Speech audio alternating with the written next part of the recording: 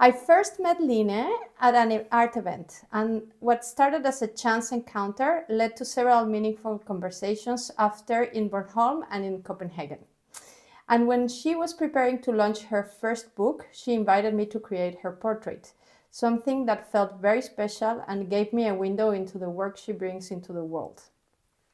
Lene is a psychologist, a researcher, an educator, and author whose work focuses on one of the most universal and often misunderstood human experiences, grief.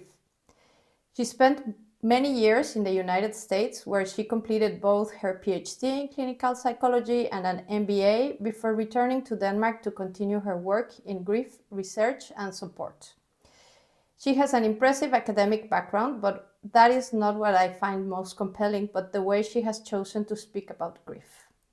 Because so often we think of grief as something to overcome, fix, or eventually leave behind.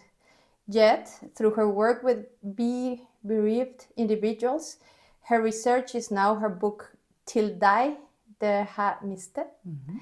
For those who have lost their loved ones, Lene offers a different perspective. One that reframes grief not as a problem to solve, but as a natural response to love, loss, and being human. A perspective that replaces certainty with understanding and quick solutions with compassion. In a culture that often encourages us to move on, Lene helps people make sense of what it means to move forward, where losing a loved one can maybe result in a profound reframing of one's identity, values, and meaning in life. And today we're exploring how our understanding of grief changes when we stop asking how to get over it and start asking how to live with it. Welcome. Thank you very much.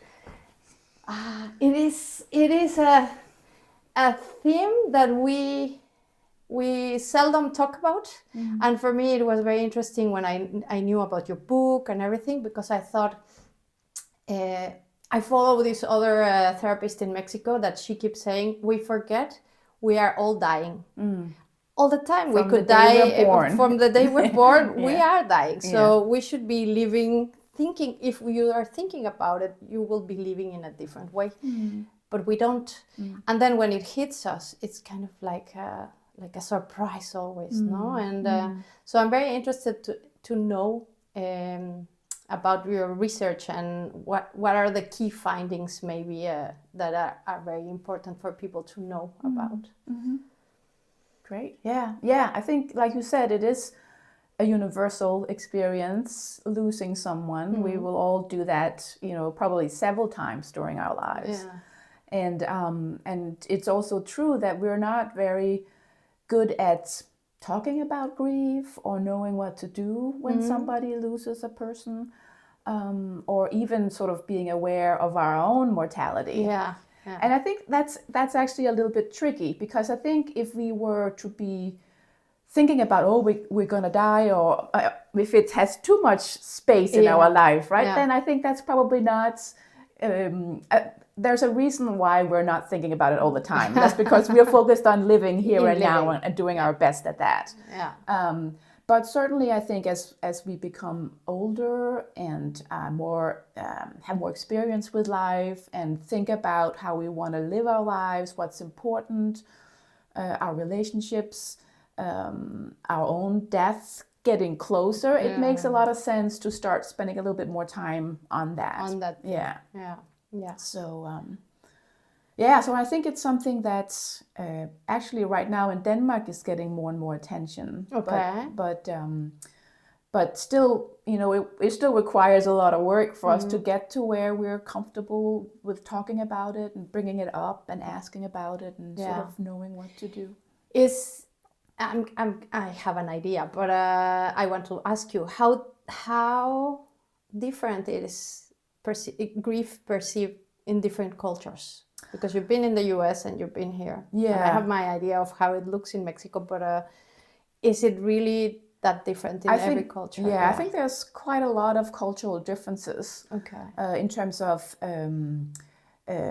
how you are supposed to react when somebody dies, how long you're supposed to be mourning. So in terms of what's acceptable behavior and responses, and also your thoughts about what happens to the person who dies, you know, and what happens to your relationship to that person.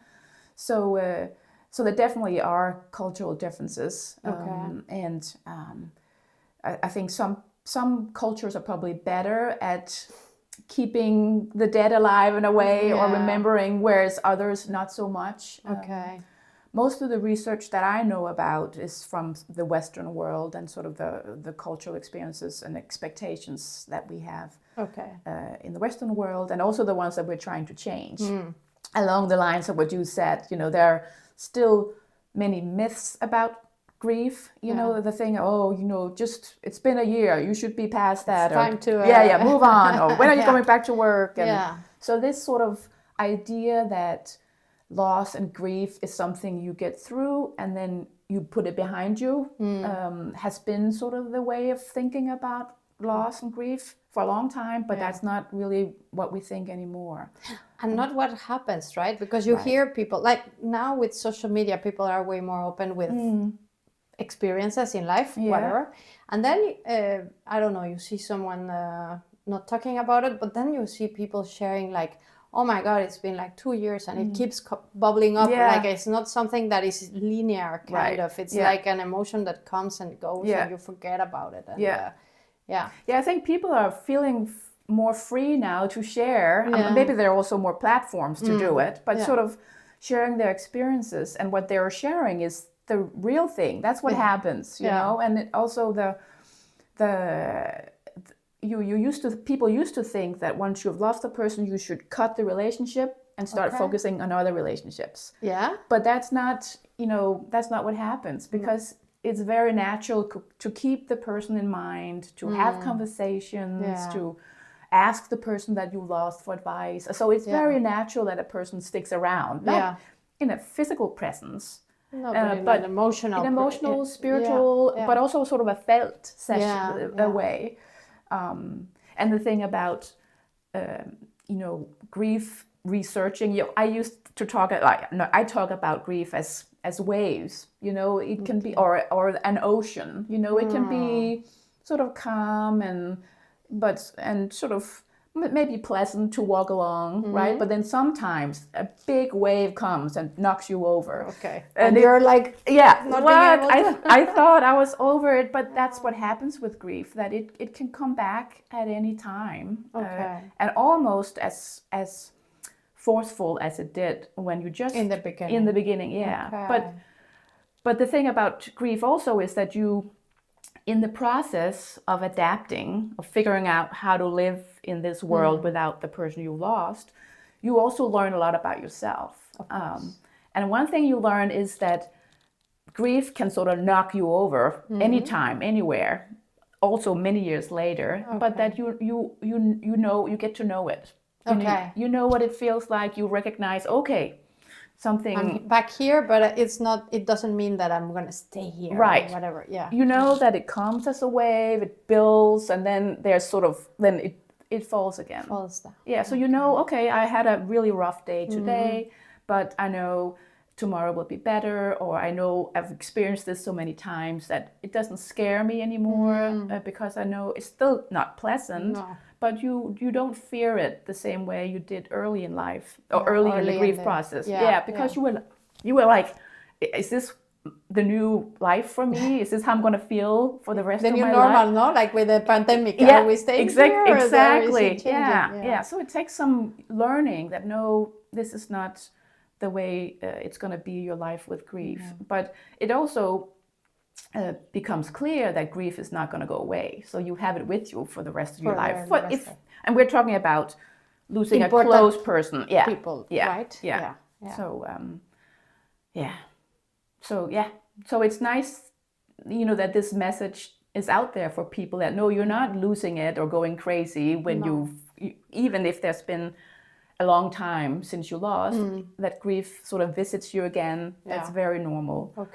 And I'm guessing, and because I really, really believe in asking for help and therapy and such kind of things, but I'm guessing if you stay stuck for a long time, then you should be looking for help, right? Because it must look different for everybody, but at the same time there must be like a point where if you're not being able to not overcome it, but manage those waves, then help is the way to go, right? You say feeling stuck. That's exactly how I think about it too. I mean, basically, grief in reaction to losing somebody important is a natural reaction. It's automatic. It comes. It's just you lost something that was important and it's affected you. So grief just comes. I just lost my train of thought. So getting stuck. Getting stuck. so there is a normal, natural healing process that then starts. That most of us will sort of normally figure out how to adapt to the new life circumstances with help from friends or a network or maybe some conversations with a counselor to just sort of make sure that grief is progressing or you're progressing with grief. But then there's some where there's something that sort of blocks that natural process of healing for various reasons. That could be maybe if the death was very traumatic or very sudden. Or if young person, for example, children, parents are not supposed to outlive their children. Or if it was suicide, for example, and it was unexpected. Or if you're a place in your life where you have had many losses at the same time. Or if you have other stresses that doesn't allow for you to sort of have the peace and the space to grieve.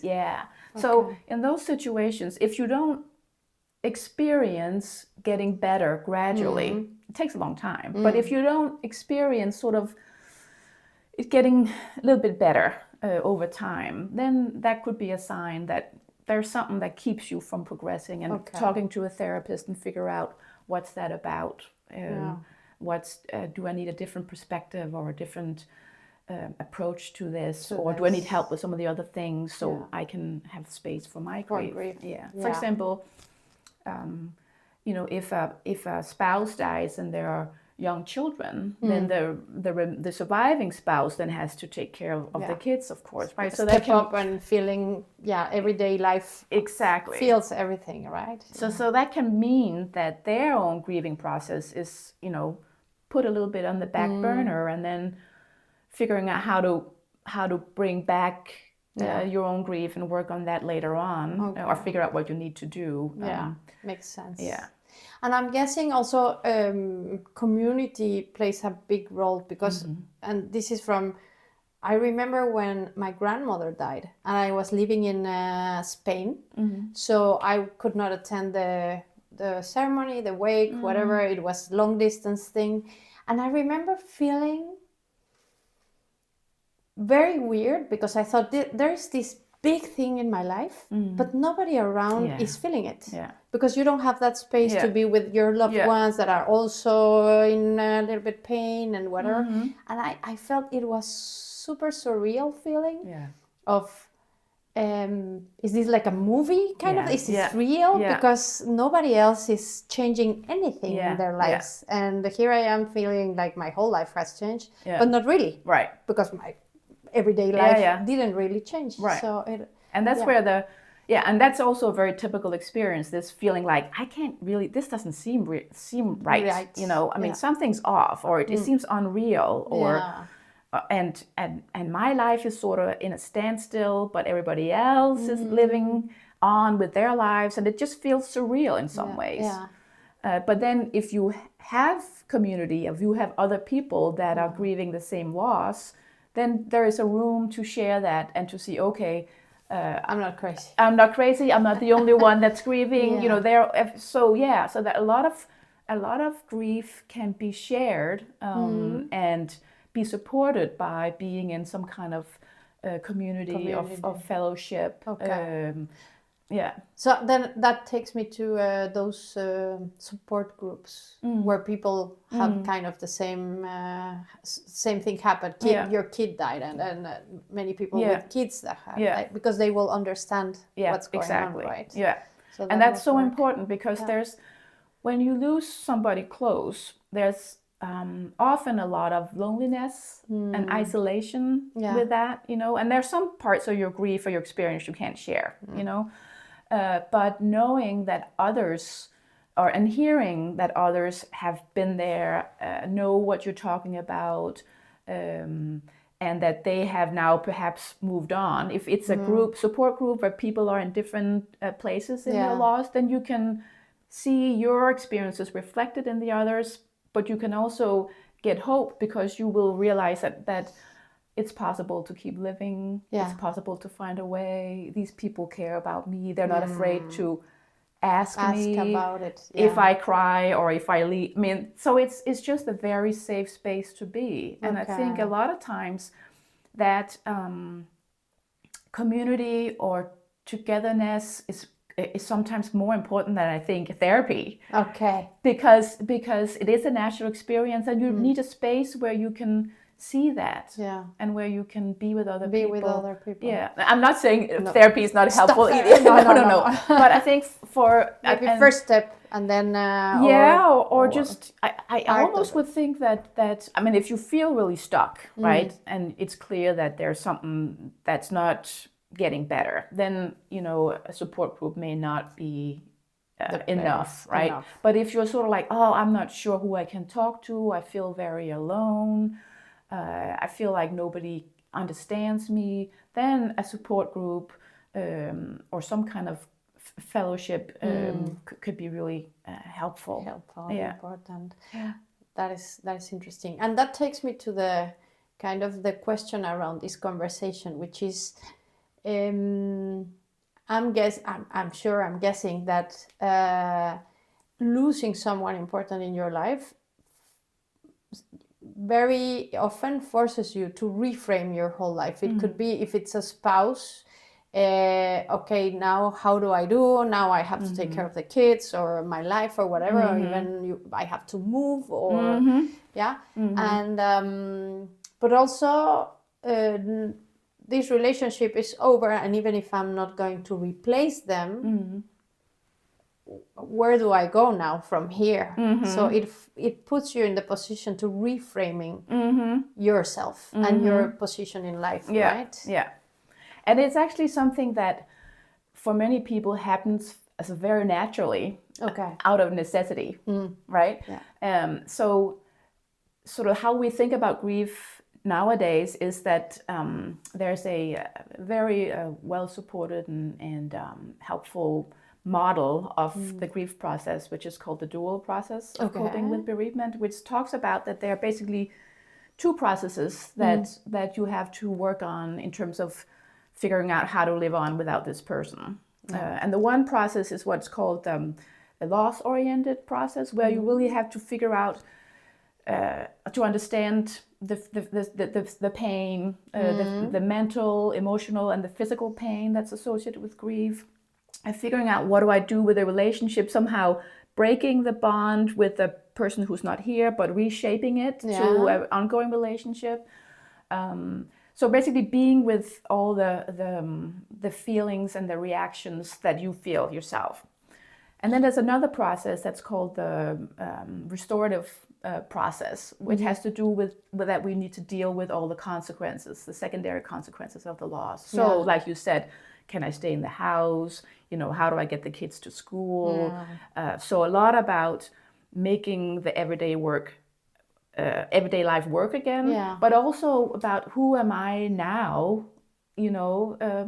Dynamics change in families. I used to be married, now I'm a widow, or I used to be a mother, now I have lost my child, am I still a mother? I mean, so there are lots of sort of secondary consequences. And then what happens in sort of this healing grieving process is that people will work a little bit, or will be spending time trying to deal with emotional stuff, and then they will go over and then we'll work on the consequence. So and then sort of this going back and forth is like a dosing, of the grief, because nobody can handle being focused in the depth of the pain. Pain in the beginning is physical almost. Yeah, exactly. You need a break from that. And also, it's not good to only be focused on moving on with your life, because then you're leaving this other part behind. So part of this sort of going back and forth and figuring out who am I, what have I lost, how do I make my life work again? There's a learning process that happens. And as part of that learning process, you also, a lot of people experience a personal development or post-traumatic growth is what it's also called. Yeah, that's a very hard term. Yeah, but it is. Yeah. But in real sort of in normal terms, it's like you become more self-aware. So you learn about your strengths, but also your vulnerabilities. Right? You figure out, hey, I'm pretty strong that I was able to. So this is not something that happens on day one, right? This is maybe a year or two down the road, right? So it's a long process. But you learn something about yourself, your strengths, and also your vulnerabilities, and what you need. You might learn some new things. There might be some new opportunities. You might be able to now do things that you couldn't before, because you were caring for a sick partner, or because he didn't want to do that, or oftentimes people will talk about how personal relationships become much more important. So the value of close, intimate relationships gets bumped in the priority list. Meaning of life, as having a clear sense of what do I want my life to be about. So some people will shift careers, some people will move, some people will start support groups or do other things. Evaluation of your values. Exactly, and what's important to me. And some people also talk about, I don't want to waste my time anymore. So they're in some ways they're more tolerant of people, because they think, I don't know what you're going through right now. But they also don't want to pull up with bullshit. I mean, so if you don't waste my time, I don't have time. So there's this sort of urgency to live my life the way I want to. And then the last part of sort of this development is often spiritual. I mean, feeling more connected with something bigger than oneself, or finding a connection in nature, for example, or in church, or in religion. Sometimes people have talked to me about how it's not so much the religion, but it's the space of being in the church. It's what that room or that and the other people in church can do. So this is something that a lot of people experience over time, this sort of gradual reframing of their identity, of their purpose, of their values, so that can mean that something good can come out of a very tragic and unwanted situation. Of course. And I was thinking, while you were talking, I was thinking also that kind of response can be related to other kinds of losses. I'm guessing, like if you lose your health or your ability to do things because of an accident or whatever, or I don't know, like other kind of losses that not necessarily are related to death could potentially start something in the same way. I think actually, I know about the grieving process and adapting to loss after death, but I think there's something fundamental and human about how we try to adapt to big changes and big losses. So some of your other guests, I recognized sort of the process of losing your footing, getting stressed, getting worried, not knowing who you are, having to sort of figure out, okay, what do I do now? Who are my people to help me? What do I want to do? And how big changes also can create new opportunities. And so I think a lot of the process of adapting to something big and difficult are probably the same. They're very human, and we pull on some internal resources that we have. Okay, that's super interesting. What is, if you could, from the research, do you have like little things that would be like a guiding map or something? Okay, I'm encountered with this grief, and what things should people maybe be thinking? Okay, this I could try, so maybe that will help with the process. Oh, it's difficult because it's, grief Personal. is very individual. Yeah. Okay. So, I mean, so a couple of things I would say would be, one is that grief, you can't really rush grief. No. And you can't really control it. No. So part of it is sort of accepting that you gotta go with the flow a little bit. Okay.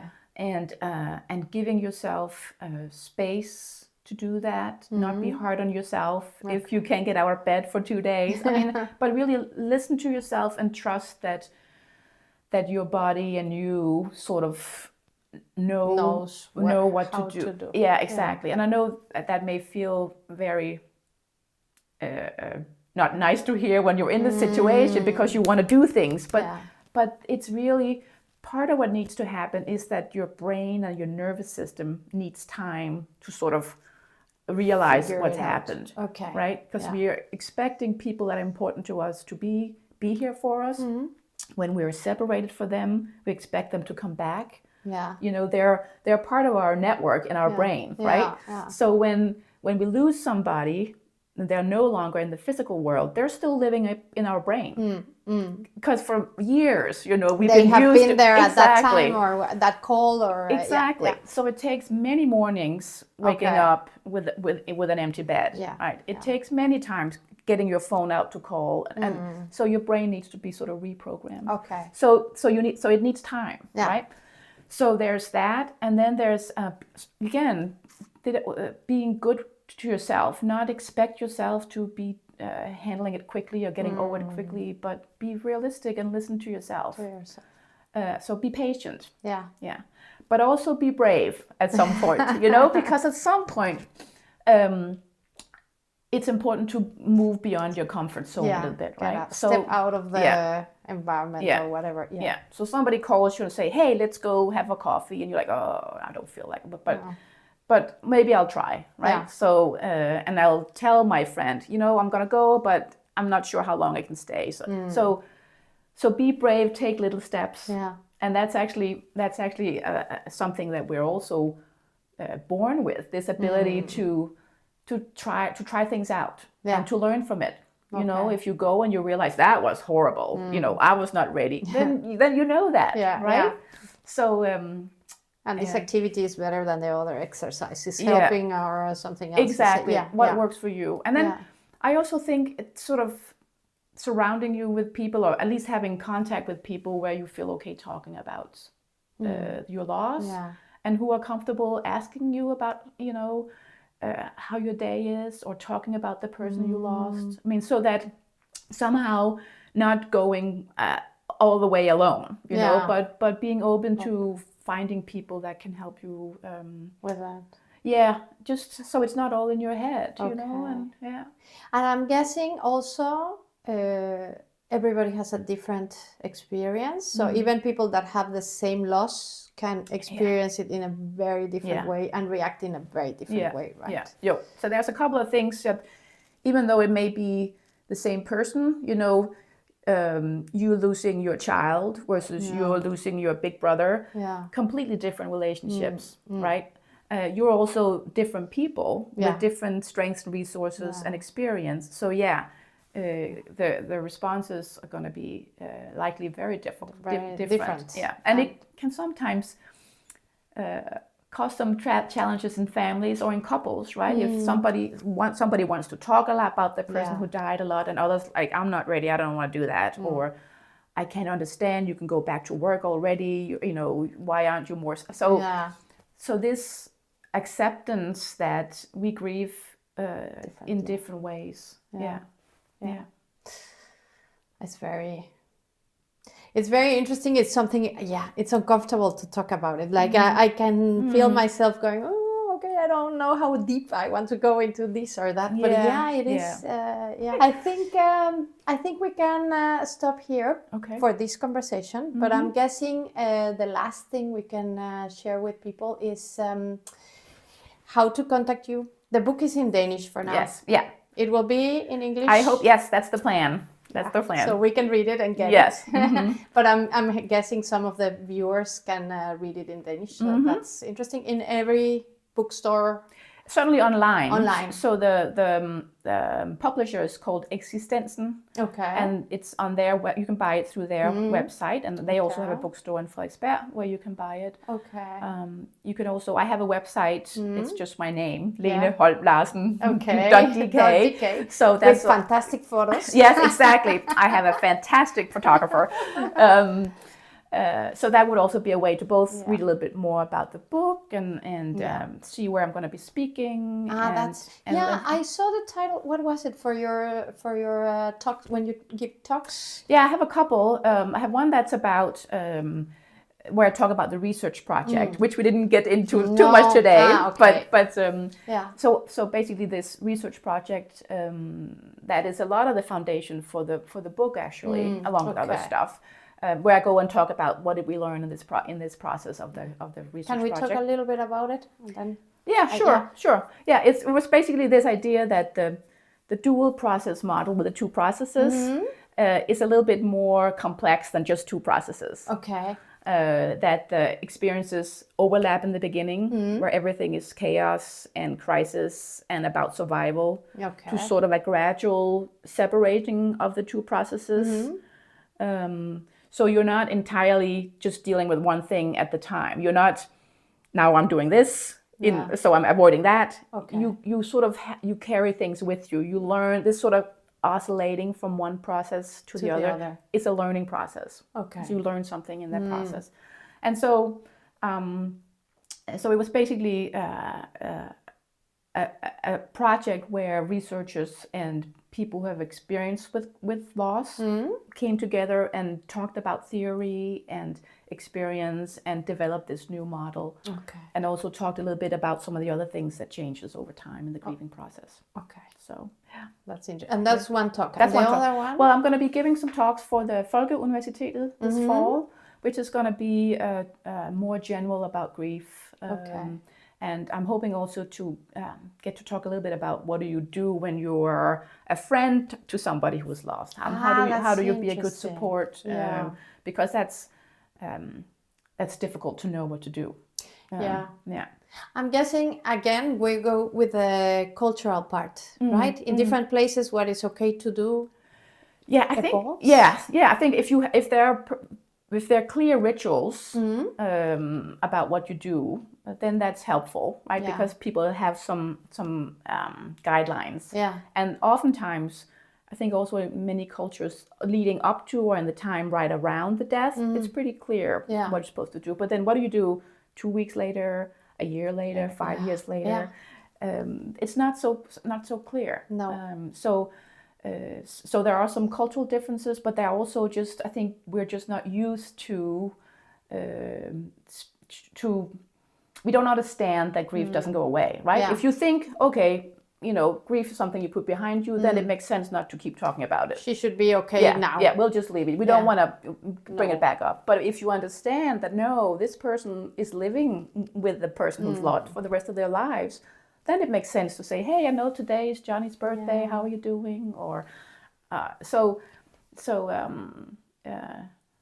there's a lot of work that we can do to get better, and it is hard to know what to say, and sometimes even I'm not sure what to say, because you don't want to make it worse, but in general, it's unless you say something like, oh, you should be over it by now, it's hard to say something wrong. I mean, if you're showing interest, if you're even saying, hey, I really wish there was something I could do, or I wish I knew what to say, but I really want you to know that I'm thinking about you, and I'd like to help you.